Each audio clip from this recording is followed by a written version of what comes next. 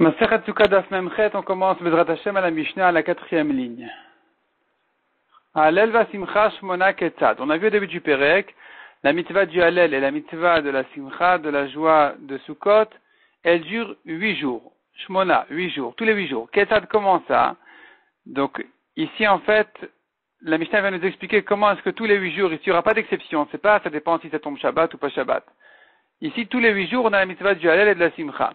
Donc, Melamed Shechayav Adam Behalel ou Besimcha, notre Mishnah vient nous apprendre qu'un homme a la mitzvah de faire un Halel complet tous les 8 jours, ou Besimcha, et de la joie, c'est-à-dire de manger de la viande d'un korban shlamim, ce qui réjouit. Et donc, on a cette mitzvah-là durant tous les 8 jours de la fête, ou Bichvod Yom Tov Acharon Shel Chag, et un homme a aussi la mitzvah du kavod d'honorer le dernier Yom Tov de la fête, Kishar Kol Yemot Achag, comme tous les autres jours de Sukkot. Demande la Gemara Menan et Miledou, on apprend ça, qu'il y a une mitzvah de Simcha même à Shmini Atzeret. On répond la Gemara de Tanu Rabbanan. On apprend d'une braïta qui dit Ve'aïta Arsameach. C'est écrit dans le pasuk Ve'aïta Arsameach. La Torah dit tu seras Arsameach, uniquement joyeux. Uniquement tu seras joyeux. En tout cas, le pasuk qui va nous dire Ve'aïta Arsameach, donc tu seras joyeux, c'est un pasuk en trop parce qu'on a déjà appris qu'il faut être joyeux pendant Sukkot. Les rabot lele yom tov acharon, ça vient nous inclure même la nuit de Shmini Atzeret. C'est-à-dire à l'entrée de Shmini Atzeret, du 8e jour, on a la mitzvah encore d'être réjoui, de se réjouir, d'être joyeux. Rashi explique que puisque à la nuit, on a cette mitzvah-là, évidemment que le jour qui suit, on a encore la mitzvah, parce que le jour est plus important que la nuit. Peut-être que cette mitzvah-là vient nous apprendre, ce passage vient nous apprendre qu'à la nuit, à l'entrée du premier Yom Tov de Sukkot, on a la mitzvah de Simcha.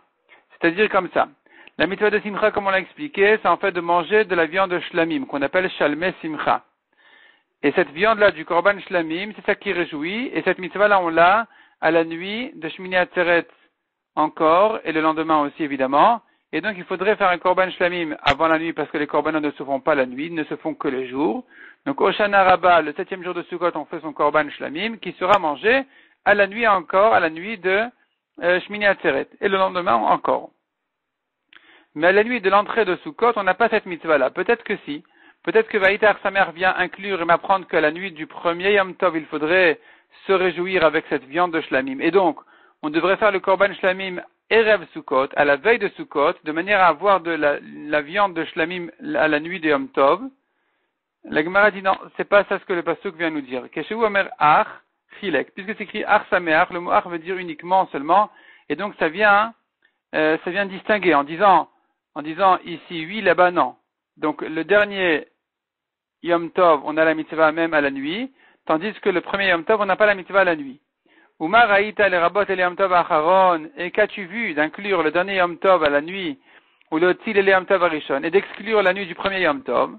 Réponse, Marben il le Yom Tov Acharon, je préfère inclure la nuit du dernier Yom Tov, chez Simcha Lefanav, qui est précédé par 7 jours de Simcha, donc il y avait déjà la mitzvah de Simcha, il ne faut que la prolonger sur la nuit encore, et le lendemain aussi.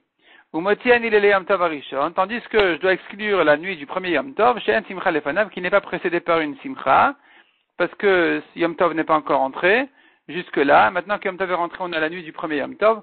On n'avait pas eu de mitzvah de Simcha jusqu'à présent, donc il est plus difficile d'inclure cette nuit-là pour la mitzvah de Simcha, plutôt que d'inclure la dernière nuit, on est encore dans l'ambiance de Simcha de Sukkot. Et donc, si la Torah ne m'inclut qu'une seule nuit et exclut l'autre, certainement elle vient inclure la nuit du dernier Yom Tov et pas du premier. Mishnah suivante, Sukkah Shiva Ketzad. On a vu encore dans la première Mishnah du Perek, la mitzvah de Sukkah, elle se prolonge tous les 7 jours. Gamar Milechol, comment on fait, qu'est-ce qu'on apprend de là? Gamar Milechol, quand il a terminé son repas de Hoshana Rabbah du 7e jour, on parle en Eretz Israël, Lo yatir Sukato, il ne défait pas sa Sukkah, Aval Morid et Takelim ina mincha ul mala, mais il enlève la vaisselle, il enlève les lits, les chaises et tout ça, tout ce qu'il faut, il les enlève l'après-midi de Hoshana Rabbah, pour les amener à la maison, en l'honneur du dernier Yom Tov qui sera à la maison, et donc il aura besoin de toutes ces choses-là. El no kelim leorid maou. La Gemara demande s'il n'a pas de kelim à descendre. Il n'a pas de meubles, il n'a pas de vaisselle, il n'a rien à descendre. Demande la Gemara, el no kelim la ki ishtamesh, bema ishtamesh. S'il n'a pas de kelim, il n'a rien du tout dans sa souka. Alors comment est-ce qu'il a utilisé sa souka pendant la fête? Il était debout en tenant son pain dans la main, en dormant par terre. Et la enoma comme le horid kelav maou. La question, c'est une autre question en réalité. Il s'agit de quelqu'un qui n'a pas où mettre. Il n'a pas un autre endroit que sa souka pour passer le dernier Yom Tov. Il ne peut manger ce repas de Yom Tov que dans la souka pour une raison ou une autre. Qu'est-ce qu'il fait maintenant? Il faudrait marquer le fait que ce n'est pas une souka de mitzvah, de manière à ne pas en arriver à un problème de baltosif. La Torah interdit d'ajouter sur les mitzvot, et donc puisque la mitzvah de souka ne dure que 7 jours, on n'aura pas le droit d'ajouter un 8e jour. Et ici la question se pose, mais alors comment il fait? Finalement, il doit manger dans la souka, alors qu'il est interdit de manger dans la souka le 8e jour en Eretz Israël. Répond la Gemara, Rav Chia bar Ashi, selon la correction Amar, Pochet ba arba'a.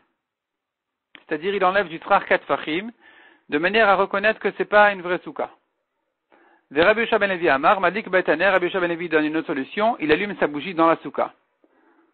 Alors qu'on a vu dans les brakim précédents que d'allumer la bougie dans la souka, c'est possède la souka, c'est pas bien. Et donc ici, au contraire, il va mettre la bougie dans la souka de manière à marquer le fait qu'il n'est plus dans une souka. Velo plié la Gemara dit, il n'y a pas de discussion ici entre les deux avis, s'il enlève 4 fachim ou bien il allume une bougie. Alan ve'alehu. C'est-à-dire, pour nous, à Bavel, on ne peut pas enlever du trar 4 fachim parce qu'on a encore la mitzvah de manger dans la souka même le 8e jour. Donc, on devra plutôt allumer une bougie pour marquer le fait que ce n'est pas une vraie mitzvah complète, c'est pas minatora, ce n'est que midrabanan.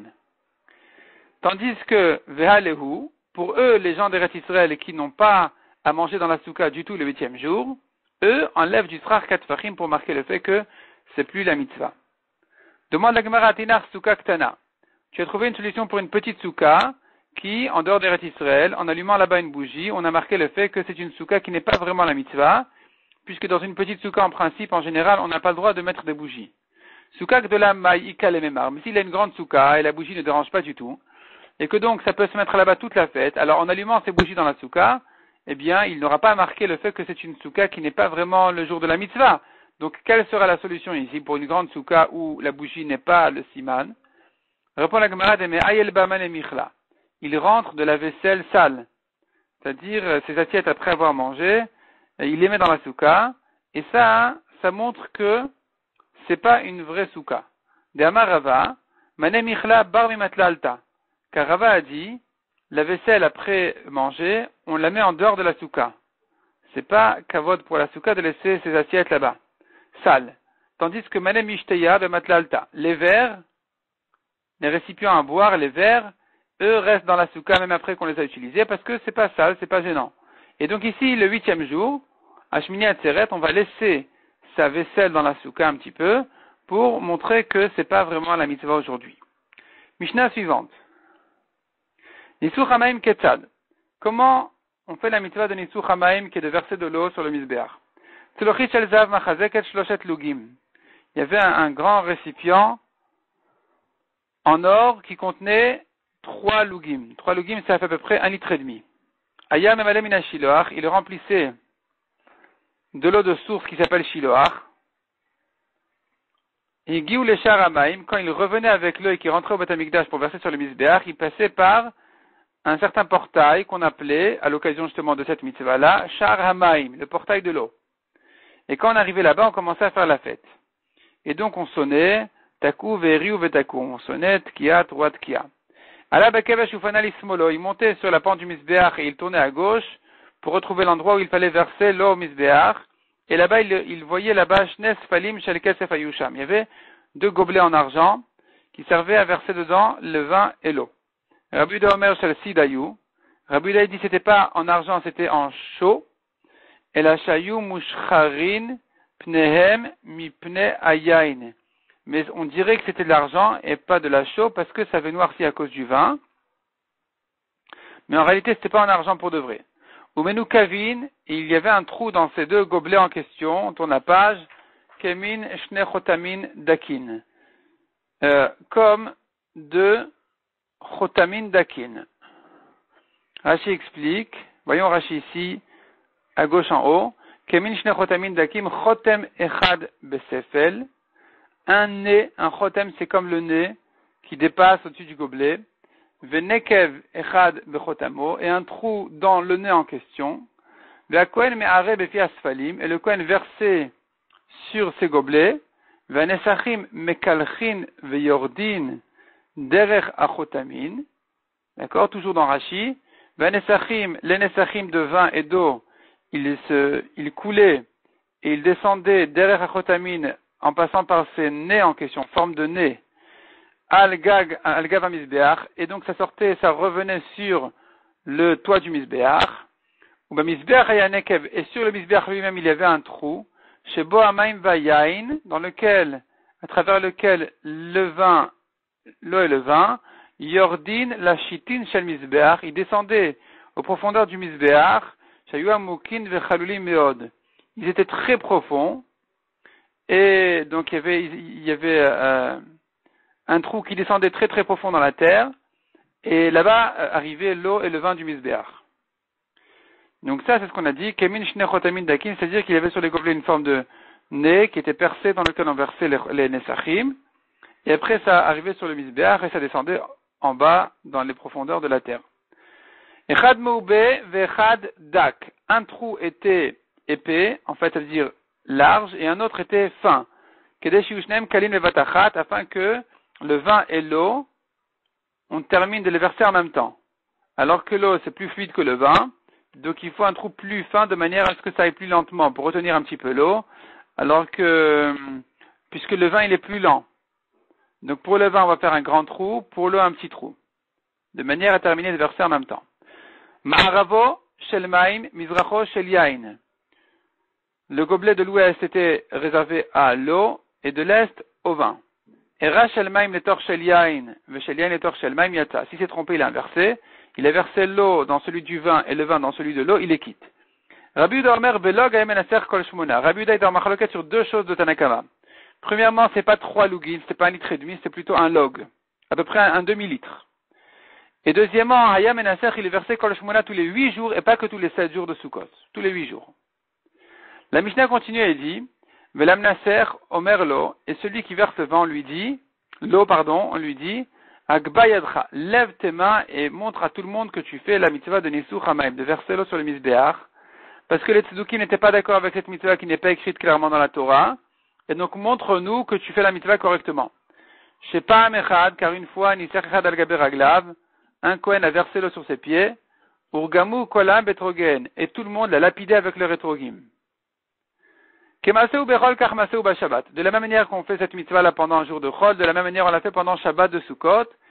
Et là, la seule différence était, Shayam emalem erev Shabbat ravit shel zahav. Il remplissait avant Shabbat déjà un tonneau en or de l'eau qu'il fallait verser au Mizbeach. Et ce tonneau là, il n'était pas un tonneau, il n'était pas un des récipients du Bet Hamikdash. She'ena mekudeshet. C'était pas kadosh. C'était un tonneau de Chol. Mina Shiloach, il puisait de l'eau donc de cette source-là de Shiloach, ou Manicha Balishka, et il a laissé dans la chambre là-bas qui était réservée à ça dans le Beth Amikdash. Et donc il fallait pas prendre un kli charet, un récipient kadosh, parce que si tu mets dans un récipient kadosh, ça va devenir pasoul belina. Quand la nuit va passer dessus, ce sera pasoul. Alors qu'en jour de Chol, on peut puiser l'eau, et donc on n'a pas ce problème-là, parce qu'on puise l'eau avant la nuit, pendant la nuit, déjà. Tandis que ici, pour Shabbat, il fallait déjà dès vendredi puiser l'eau, et donc si c'est dans un récipient kadosh, ce serait devenu pasoul belina après la nuit. Donc il fallait prendre un récipient qui n'est pas kadosh, on prenait donc un tonneau en or, qui n'était pas kadosh, on le remplissait mina shiloach de cette source-là, ou manicha balishka, on le gardait dans la lishka. Nishpecha nitgalta, si l'eau s'est versée, ou bien le tonneau s'est ouvert, et l'eau est restée comme ça, dévoilée, découverte pendant la nuit, alors c'est pas soul. Et donc qu'est-ce qu'il fallait faire? Ayam emalem minakiyor. Il remplissait un nouveau tonneau d'eau, minakiyor du kiyor. Du kiyor qui servait au kiddush yadayim verglaim, au kohanim pour se laver leurs mains et leurs pieds. Shayain va'amayim megulin psulin gabe mizbeach. Car l'eau ou le vin qui se sont découverts la nuit, sans surveillance, ils sont pas sous le mizbeach. Parce que, il y a deux raisons. Une raison, c'est on craint le venin d'un serpent. Rachid dit, peut-être qu'un serpent est venu, est passé par là, Et la quantité a été complétée en fait par la quantité de notre Nisuch Hamaim, de 3 lugin ou du log, a été complétée par le venin d'un serpent. Donc finalement, il me manque de la quantité qu'il fallait. La Gemara va davantage traiter cette halakha, exactement quel est le problème dans Nidgalta. En tout cas, il fallait que le tonneau soit couvert la nuit, de manière à ne pas en arriver là. Si c'est découvert, eh bien, on prendra de l'eau du Kiyor, qui est dans le Beth Amikdash, de manière à ne pas porter de l'eau de loin. Pendant Shabbat, interdit. Donc, sur place, on a le Kiyor et on puisait là-bas de l'eau. Demande à Gemara Menan Emile, d'où on sait qu'on puisait l'eau en faisant des tkiyot et dans la grande joie, d'où on sait tout ça. En fait, une question générale sur Simchat Bet HaShoeva. Pourquoi cette joie-là, qu'on appelle Simcha, la joie de Bet HaShoeva, de l'occasion de puiser l'eau? Amar Rav Enad Amar Kra, la Torah, le pasuk dit, Ushavtem Maim Besasan le Gomer. Vous puiserez de l'eau en joie.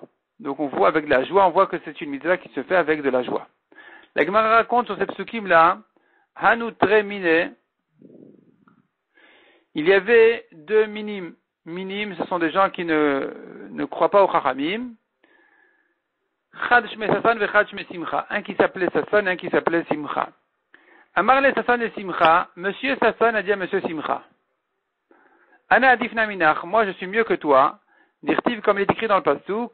Sasan ve Simcha Yasigou. Tu vois que c'est écrit Sasan et Simcha. Donc Sasan il est mieux que Simcha. Et donc ces gens-là, ils ne se fient qu'au psukim, ils n'ont pas les explications, donc ils se collent au mot. Sasan ve Simcha. Donc tu vois, Sasan il est mieux que Simcha. Amar le Simcha le Sasan. Simcha lui a répondu. Ana adifna minach. Moi je suis mieux que toi, dirtiv. Simcha ve Sasan la Yehudim. Tu vois, au contraire, c'est écrit d'abord Simcha et ensuite Sasan. Amar le Sasan le Simcha. Sasan lui a répondu. Il n'a pas vraiment répondu, mais il a dit, écoute, tu sais ce qui va se passer finalement.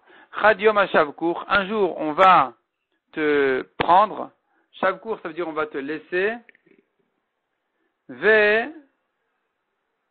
En fait, ça veut dire on va tu vas perdre ton poste important. Mais Shavur Parvanka. Et tu vas devenir Parvanka. Parvanka, c'est quelqu'un qui court devant le roi ou devant les gens en leur honneur. Dirtiv, qui veut Simcha Tetseu. Avec Simcha, vous allez sortir. Donc, Monsieur Simcha, c'est lui qui va courir devant la charrette pour annoncer la venue du roi. Donc, c'est apparemment quelque chose qui c'est pas un poste très important, c'est pas un rôle très important. Amar le Simcha, le Sassan Simcha lui a dit, Chadiom Hashavkur, un jour, on va te faire descendre de ton poste, de ton rôle, ou Malubach Maya, et on va te remplir d'eau. Dirti, vous shavtem maim besasson. Comme il est écrit, vous allez puiser de l'eau, besasson dans sasson. C'est-à-dire qu'on va te remplir d'eau pour puiser de l'eau avec. Bon, c'est une Gemara très étonnante dans le sens simple de la Gemara. Et les Mefarshim, toujours, ils viennent sur ces Gemarotes-là pour démontrer des grandes idées de Moussar, ou même plus que ça, de Kabbalah, qui sont cachées dans ces mots-là de la Gemara. On continue encore un petit peu. Amar Laomin Adishme Sasson, le Rabbi Avaou. Un monsieur comme ça qui croyait pas au Chachamim, qui s'appelait Sasson, il a dit à Rabbi Avaou, Atidi tu de timluli maim le alma deati. Au monde futur, vous allez me remplir de l'eau. Dirtiv comme il est écrit, Shavtem maim besasson. Vous allez puiser de l'eau pour Sasson, besasson. C'est-à-dire que vous allez me servir de l'eau. Amar il lui a répondu, Iavaktiv le Sasson kedeke amrat. Si c'est écrit, vous puiserez de l'eau pour Sasson, alors tu aurais eu raison. Mais Hashtadirtiv Besasson, c'est écrit dans Sasson, vous allez puiser de l'eau, ça veut dire quoi? Mashreda ou Gavra, c'est la peau de ce monsieur qui s'appelle Sasson. Mashvinan le Gouda, on va en faire une outre, un sachet, ou Malinan Bemaya qu'on va remplir d'eau. Donc au contraire, ce pasouk-là, il est contre toi, monsieur Sasson. Le Marsha explique toutes ces discussions-là entre Simcha et Sasson et toutes ces histoires-là. Le Marsha donne une explication très simple qui en réalité, elle vient prouver la bêtise des minimes. Les minimes qui ne croient pas au Chachamim et qui lisent les psukim tels quels. Et que donc, en réalité, tu vois que tu ne peux pas lire les psukim comme ça. Parce que si tu dis Simcha et Sasson, l'autre il va amener un pasuk dans l'autre sens qui dit Sasson et Simcha. Si tu dis comme si, on va te donner comme un pasuk dans l'autre sens, et finalement les psukim ils seront vraiment illisibles et incompréhensibles. Et donc c'est la preuve comme quoi on est obligé d'entendre les commentaires des Chachamim. Rav Pinkus, il propose encore une explication un peu plus précise dans les mots. C'est encore un degré de profondeur dans la Gemara, qui dirait qu'en réalité il y a une différence entre la joie qui s'appelle Simcha et la joie qui s'appelle Sasson. La joie qui s'appelle Simcha est une joie de l'espoir. Quelqu'un il vient en début il a un nouveau projet, il vient avec beaucoup d'espoir, il a de la joie pour son projet qui vient lui donner des forces. Et il y a quelqu'un qui, lui, sa joie, c'est la joie du passé. Voilà, j'ai acquis tant et tant, je suis très joyeux. En réalité, les deux joies, elles sont là et elles servent à renforcer la personne dans son travail. On les appelle minimes parce que c'est pas du vrai. La joie, c'est quelque chose un peu d'extérieur. C'est pas du profond dans le sens que quelqu'un dont le moteur est la crainte d'Hachem ou l'amour d'Hachem, c'est un moteur profond. Tandis que la joie, ça le rend dans une ambiance qui lui donne envie, qui est très importante, mais elle est quand même un peu autour, c'est pas du vrai. Et cette joie-là qui est très importante, et il y avait ici une discussion entre les deux sortes de joie. Quelle est la joie qui est la plus importante? La joie qui vient avec l'espoir du futur, ou la joie qui vient avec ce qu'il a acquis au passé? Et ça, c'était toute la discussion ici entre Simcha et Sasson, à savoir c'est laquelle la meilleure. En réalité, elles sont plus ou moins équivalentes. Parce que les deux, elles encouragent la personne, elles donnent des forces à continuer, donc les deux sont très importantes. Un homme qui a un certain projet, qui veut faire une certaine mitzvah, il doit se dire, voilà, Baruch Hashem, on est déjà au Daf Memchet, on a déjà acquis 47 dapim dans Masechet Souka, donc voilà, je suis joyeux. Et d'ailleurs, bientôt c'est le Siyum, avec grande joie, on va continuer la suite de la Masechet. Et donc voilà ici les deux joies qui se mêlent et qui donnent du courage à la personne et de la force à la personne de continuer ce qu'il a à faire. On continue dans la Gemara à la Bakevesh ou Fanal Ismolo. Donc à la Bakevesh, le Kohen montait sur la pente du Misbeach, il tournait à gauche pour verser là-bas l'eau, le Nisucha Maim. Tanu Rabbanan. Kol Olim la Misbeach, tous ceux qui montent au Misbeach pour faire là-bas la Avoda, Olim Derech Yamin, ils doivent toujours monter en prenant la droite, c'est-à-dire quand ils arrivent au Misbeach en haut, ils prennent toujours à droite, ou Makifin Vyoredin Derech Smol. Ils font tout le tour pour redescendre du côté gauche de celui qui monte au Misbeach. Donc sur sa gauche, il y a ceux qui redescendent, et toujours on prend à droite. Donc il monte au Misbeach. En fait, il monte du sud vers le nord. Il prend à droite, c'est l'est, et il fait le tour du Misbeach en faisant donc est, nord, ouest, sud, et il redescend du côté gauche du Kevesh. Donc ça c'est en général. Du côté gauche qui est à sa droite quand il redescend évidemment. Ça c'est en général, on fait comme ça. Chutz mina olel ishlosha dvarim alalu, à l'exception de ceux qui montent pour ces trois choses-là, chez Olin derer smol, qui eux montent directement du côté gauche, vechozrin ala hakev, et qui redescendent sur leurs pas. Ve'eluan et les voici, nisu chamaim ve nisu chayain, celui qui monte pour faire le nisu chamaim de verser de l'eau ou le vin au misbeach, et donc puisque ça se trouve là-bas sur le coin de gauche, il faisait pas le tour entier. Rashi explique parce que ça va fumer avec toutes les feux qu'il y a sur le misbeach, ça va s'abîmer, le vin, l'eau, et donc il faudrait monter et arriver directement à l'endroit qu'il faut les verser. Ve'ola ta'of ksherabta b'mizrach. Et de même, ola ta'of, c'est un korban ola. En général, un korban ola ta'of, ola des oiseaux, se fait à l'est et pas à l'ouest. Parce qu'il faut jeter des parties de l'oiseau à côté du kevesh par terre, sur le sol, ça va dans la terre, etc. En tout cas, l'endroit où on fait la mélikal, le korban de ola ta'of, on préfère le faire toujours à l'est. S'il y a trop de monde à l'est, on le passe à l'ouest. On fait à l'ouest. Et donc il faudra monter pour faire le korban en haut du misbeach, mais cette fois-ci, on ne fera pas tout le tour du misbeach parce que l'oiseau il va mourir avec toute la chaleur et la fumée qu'il y a là-bas, et donc on monte directement en prenant à gauche. Et là, Shayou Mashririn, on a vu encore dans la Mishnah, et là, Shayou Mashririn, ça noircissait à cause du vin. Donc c'est-à-dire on avait une marque dans la Mishnah, est-ce que les gobelets ils étaient en argent ou en chaux? Si c'était de la chaux, pourquoi c'était noir? Parce que ça avait noirci à cause du vin. La Gemara demande Bishlama de Yain Mashrir. Je comprends que le vin, ça fait noircir. Demaya Amay Mashrir. Mais celui de l'eau, pourquoi est-ce qu'il a noirci? Répond la Gemara Kevan Damarmar, puisqu'on a enseigné dans la Mishnah, Era Shel Maim le Torshel Yain. Mais Shel Yain le Torshel Maim, s'il s'est trompé, il a versé l'eau dans le vin, dans l'endroit du vin, et le vin à la place de l'eau, Yatsa, il est quitte. Et ça arrivait de temps en temps, Alors, Shelmaim atil ashrouré. Il se trouve que celui de l'eau aussi a noirci à cause du vin qui arrivait là-bas de temps en temps. Surtout que le vin, on le faisait toute l'année, des quantités énormes de vin qui étaient versées au misbéar, toujours pour les Nissou Chayaim, de tous les korbanot. Et donc, il arrivait, plusieurs fois, il arrivait que le vin était versé du côté de l'eau. Et ça fait que ça avait noirci. On a vu dans la Mishnah, ils étaient percés les gobelets, donc kemin shne chotamin, comme de forme de nez, comme ça, dans lesquels on versait le vin et l'eau. La Gemara demande, lema matnitin Rabbi Uday velo Rabbanan. N'est-ce pas que, disons que notre Mishnah, elle va que comme Rabbi Uday et pas comme les Chachamim. Detnan Rabbi Uda Omer, comme on a vu dans la Mishnah, Rabbi Uday disait, belog ayam enaser kol shmona. On ne versait qu'un seul log, et pas 3 lugim d'eau au misbeach. Dei Rabbanan, car si tu me dis comme Chachamim, qui disent que c'était 3 lugim, alors, pourquoi est-ce qu'il fallait faire un trou plus large que l'autre, un pour le vin et un pour l'eau, alors que finalement c'est exactement la même quantité? On voulait que ça se termine en même temps, mais puisque c'est la même quantité, quel est le problème? Dei Rabbanan, qui a dadeninu, c'est la même quantité le vin et l'eau, 3 lugim et 3 lugim.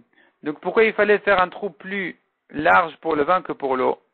Répond la Gemara, Afilutema Rabbanan, même si tu veux dire comme Chachamim, Chamra Samich, Mayak Kalish, le vin il est plus épais que l'eau c'est plus fluide, et donc ça se verse plus rapidement, l'eau, il fallait un trou plus petit de manière à terminer en même temps. Même si c'est la même quantité, l'eau se verse plus rapidement, donc il fallait un trou plus petit pour l'eau et plus large pour le vin. Achiname Mistabra, la Gemara dit effectivement c'est comme ça qu'il faut comprendre qu'en réalité notre Mishnah ne va pas comme Rabbi Yehuda, mais comme les Chachamim. C'est-à-dire celui qui a dit dans notre Mishnah que le trou du vin était plus large que le trou de l'eau, eh bien c'est Chachamim et pas Rabbi Yehuda. Pourquoi? Parce que la Mishnah, comment elle s'exprimait? La Mishnah, elle a dit, Echad me'oubé ve'echad dak. Un trou me'oubé, ça se traduit en fait par, le mot me'oubé veut dire en général épais. Donc en fait c'est un trou ça veut dire large, un trou grand et un trou fin. Alors que Rabbi Yehuda, il s'exprime autrement sur ces trous-là. Dei Rabbi Yehuda rachad ve'katzar itle. Rabbi Yehuda, il appelle ça un trou large et un trou étroit. Détaillé Rabbi Yehuda Omer, Shne Kasvot Ayusham. Rabbi Yehuda, il y avait là-bas 2 récipients. Echad shel maim vechad shel yain, un pour l'eau et un pour le vin. Shel yain pia rachav. Celui du vin, il avait le trou large. Shel maim pia katzar. Alors que l'eau, c'était étroit. Kedei shiushnem kalin bevatachat, afin que ça se termine en même temps. Donc notre Mishnah n'a pas employé ces termes-là, ces expressions-là de Rabbi Yehuda qui disaient large et étroit. La Mishnah a parlé d'autre chose. Elle s'exprimait autrement. Ça a le même sens exactement, ou presque, mais c'est une autre expression. Donc, puisque notre Mishnah ne s'est pas exprimée comme Rabbi Yehuda, c'est qu'elle va même comme Rabbanan, ou plutôt elle va comme Rabbanan, Shmamina. Donc, effectivement, on entend de là que c'est pas comme Rabbi Yehuda. C'est pas Rabbi Yehuda qui a enseigné que le trou était large et étroit. Plutôt, dans notre Mishnah, épais et fin. Ça, c'est les Chachamim qui ont dit. Donc, les Chachamim qui pensent qu'il y avait 3 lugim d'eau comme 3 lugim de vin, ils disaient qu'il y avait quand même une petite différence entre eux. Un était plus épais un trou était plus fin, disons, que l'autre. Rashi explique que c'est une plus petite différence que de dire large et étroit. Et ça se comprend très bien, parce que selon Rabbi Yehuda, il y avait 1 log d'eau et 3 lugim de vin. Donc, selon Rabbi Yehuda, il faudrait dire que le trou de l'eau était plus large que le vin. Et qu'il y avait une grande différence entre eux, parce que finalement, il y avait 3 fois plus de vin que d'eau. Et donc, je me corrige. Le trou du vin était plus large que l'eau, parce qu'il y avait 3 lugim à verser de vin. Donc d'abord, c'est une matière plus épaisse, et ensuite, c'est une quantité triple, alors que l'eau, c'est plus fluide, et il n'y a qu'un tiers, parce que c'est qu'un seul log. Donc il fallait faire vraiment un trou très étroit pour l'eau, et bien plus large pour le vin. Et c'est pour ça que Rabbi Yehuda, il emploie cette expression-là de large et étroit, où la différence entre elles est plus grande que si tu disais épais et fin. Alors, selon Rabbi Yehuda, on dira le vin, il avait un trou large, et l'eau avait un trou étroit. Et selon les Chachamim, qui disent que c'était 8 la même quantité, alors il n'y avait pas besoin de faire une grande différence entre le trou de l'un et de l'autre.